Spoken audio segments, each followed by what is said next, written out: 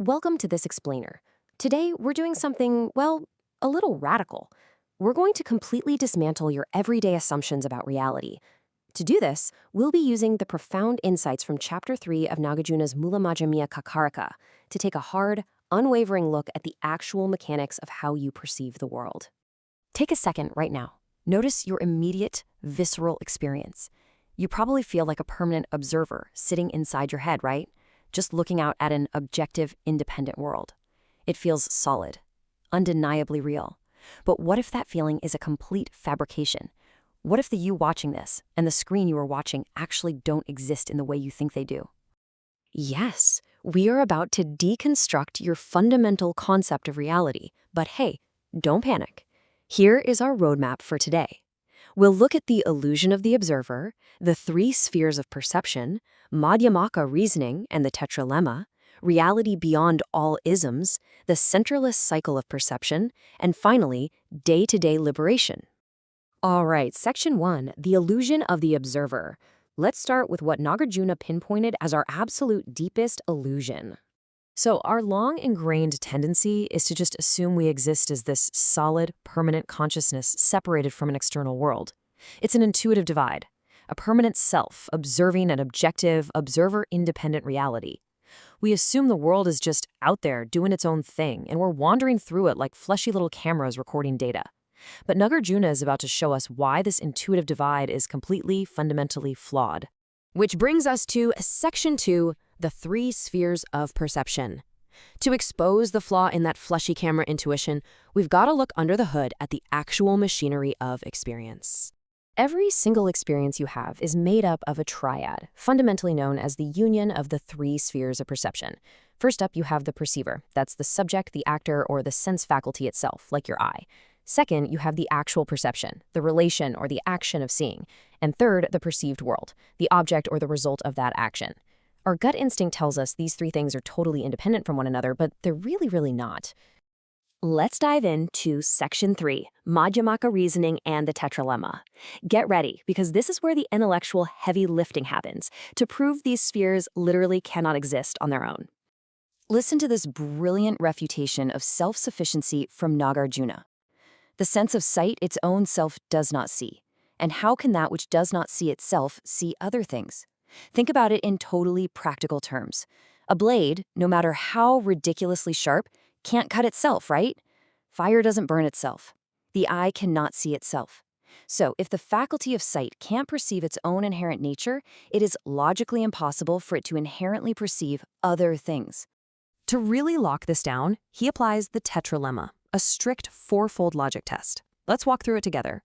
Can the perceiver and the perceived be completely identical or one? No, because then the whole distinction between observer and observed just completely collapses. Okay, so were they entirely different and separate? Again, no. If they were totally separate entities, they could never bridge the gap to interact and actually produce an experience. Well, could they be both? No way. That's just logically contradictory. And could they be neither? Logically impossible. By systematically exhausting all four options, the conclusion is absolutely airtight. The perceiver and the perceived simply do not possess independent existence. And this naturally builds into the core concept of dependent origination. Think of it like this. A child arises only in dependence on a mother and father. Those identities literally co-create each other. You aren't a mother without a child. In the exact same way, consciousness arises only in dependence on a sense organ and an object. The three spheres of perception are totally co-defined and co-evolving. You absolutely cannot have one without the others. Moving on to Section 4, reality beyond all isms. So, if there's no independent observer and no independent world, what on earth actually is reality? Well, by generalizing that tetralemma logic we just used, Nāgārjuna systematically destroys every conceptual attempt we make to pin reality down into a neat little ism. Reality is absolutely not purely objective or realism, because the world you perceive is fundamentally shaped by your own karma and conditioning. But it's also not purely subjective, so no idealism, solipsism, or nihilism here, because there's no permanent self outside the perceptual process doing the observing. It's not purely relational or process philosophy, because even the relation itself has no inherent existence. What about a combination, like dualism or pluralism? Nope, neither subject nor object has an essence to bring to the table. And finally, it's not none of them. So it's not monism. It's not some featureless oneness that just wipes out conventional distinctions. Literally, every conceptual box we try to stuff reality into just breaks down under scrutiny. So here is the crucial point. Reality is a middle way. This is the heartbeat of Madhyamaka philosophy. It is a non-dual union of the two truths. On an ultimate level, yes, everything is empty of absolute existence. But on a conventional level, appearances arise and function perfectly fine. The perceiver, the perception, and the perceived, they're like a mirage. They are there, functionally, yet not there absolutely. And that brings us to Section 5, the centerless cycle of perception. This is a real mind-bending revelation about how our everyday experience actually unfolds in real time. Usually, we hold a super linear view of experience, right? A first perceiver begins an action that ends in a final world. I wake up, I look out, I see the tree.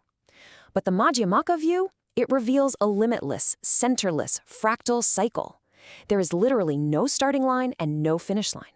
The perceiver's past conditioning acts as a filter for what is seen, and the exact moment that perceived world is experienced, it instantly updates the perceiver for the very next infinitesimal moment. It's an endless, fluid, dreamlike interplay. Which leads us perfectly into Section 6, day-to-day liberation. Because you're probably wondering what this incredibly abstract philosophy means for you on a random Tuesday morning. Honestly, it changes literally everything. The practical implications are huge. When you truly realize that the self and the world are empty of solid existence, that rigid boundary between you and the world just dissolves. You start recognizing a primordial interconnectedness. And most importantly, it offers liberation through non-grasping.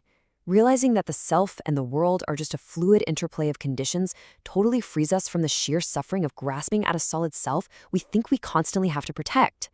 This naturally leads to a beautifully empowering state called acting without acting.